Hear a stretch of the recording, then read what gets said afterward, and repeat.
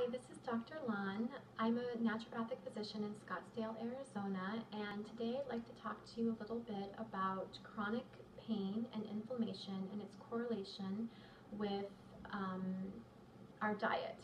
So, as a naturopathic physician, we look at the body and health a little bit differently than Western medicine. So, one of the foundations of our philosophy about health is that health is based on a very strong gastrointestinal system. And any time that there's inflammation in our GI tract, there's inflammation and chronic disease in the rest of the body. And indeed, most, if not all, chronic disease has some component of inflammation to it, including mental illness. So I wanted to go over the most inflammatory foods that we eat in our diet as a standard, whenever you're eating the standard American diet, which foods are the most inflammatory, and as well as which foods are the most anti-inflammatory.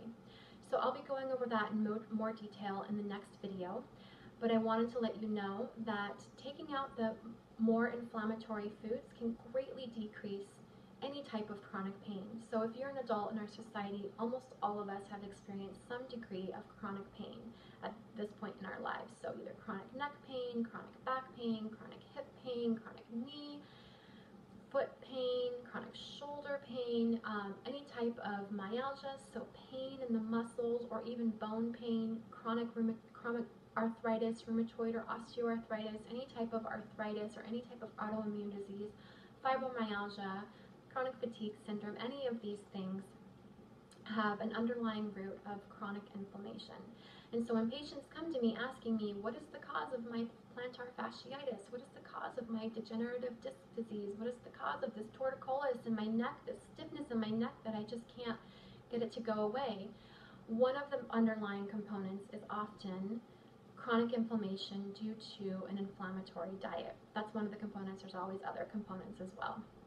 But just removing inflammatory foods from our diet and increasing the anti-inflammatory foods can greatly have huge effects on chronic pain. And indeed, I've seen chronic inflammation in the body go away simply from taking out the pro-inflammatory foods and increasing the anti-inflammatory foods.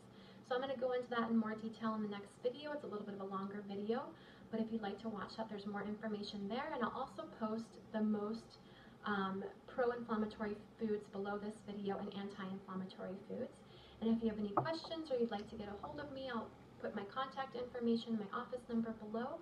And good luck taking some of those out of your diet. And I am a big fan of doing baby steps, so taking just one or two of the foods out for a little while and see how you feel, and then add them back in after a period of about 4 to 6 weeks and see how your body reacts after not having them in your body.